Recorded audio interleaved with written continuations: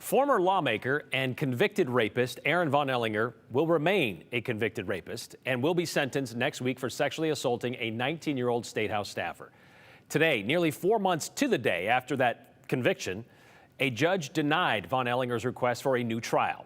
In court today, Von Ehlinger claimed his constitutional rights were violated during his previous 3-day trial because he didn't get to question his accuser, something afforded him by the Sixth Amendment.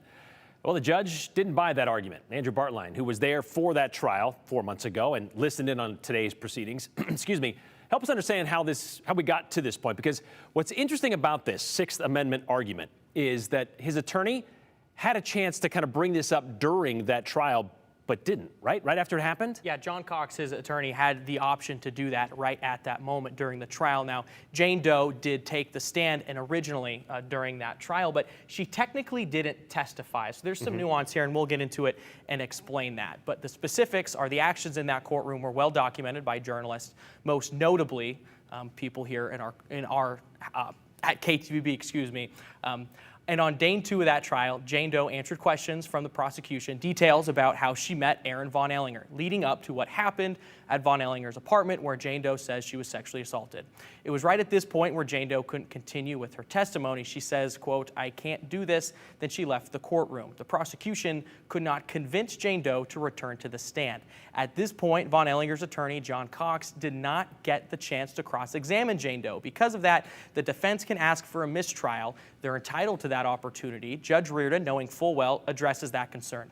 He asked John Cox, Von Ehlinger's attorney, "Let's address the elephant in the room. Would the defense like a mistrial?" Von Ehlinger's attorney, John Cox, says explicitly to Judge Reardon, "Not at this time." The trial continued forward as normal because Von Ehlinger's defense chose not to ask for a mistrial. So in response, Judge Reardon tells the jury to strike Jane Doe's testimony from the record, to act as if it never happened. So that's the nuance. Jane Doe took the stand, but the jury could not use her testimony in any way. At that moment, Cox had no problem continuing forward with the trial without cross-examination, but now he's raising a problem with it, saying it violated Von Ehlinger's Sixth Amendment rights because he didn't get to face his accuser. The way that this trial went down and the idea that the state, and again, this is their new method of prosecution, these kinds of cases, don't call the victim, don't subject that victim to cross-examination, and don't make that victim confront who it is that she's accusing.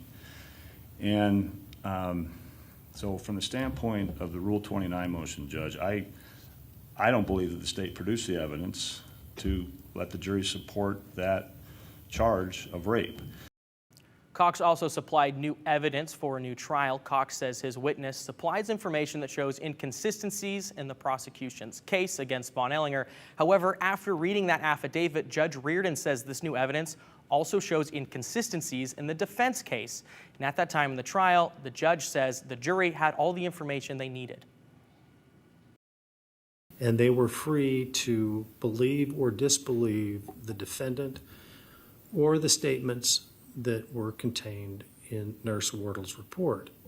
And they chose to believe the statements in Nurse Wardle's report, having been given the opportunity to see the defendant, listen to him testify, and judge for themselves his credibility.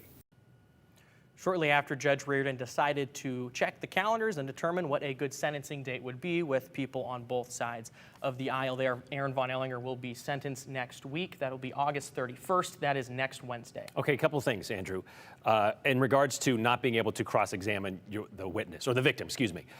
The interesting part that was brought up, I believe it was the judge who brought this up, like in a murder case. That doesn't happen either. The state would be the one that they argue against, correct? Was that brought up today by the judge or by the prosecutor? The language was the harmed party. Right. And I believe that the defendant brought it up, John Cox. And then the judge says, well, if somebody is murdered, you can't talk to the harmed party, they're dead now. So like this whole logic of you have to face the harmed party doesn't necessarily make sense. The state is the accuser in this. Right. And the state had a case put forth with witnesses and testimony, and it is the state in this case. And technically she did not take the stand, so therefore she wasn't really part of the trial to be cross-examined. Exactly. I mean, it was stricken from the record. Okay. And it is interesting that he had a chance in the middle of that on day 2 to say, yeah, I don't like the way this is going. I think we should redo this. and he didn't choose to do that. Yeah, and he was asked explicitly by the judge, would you like to file a mistrial? And Cox says from the defense, no,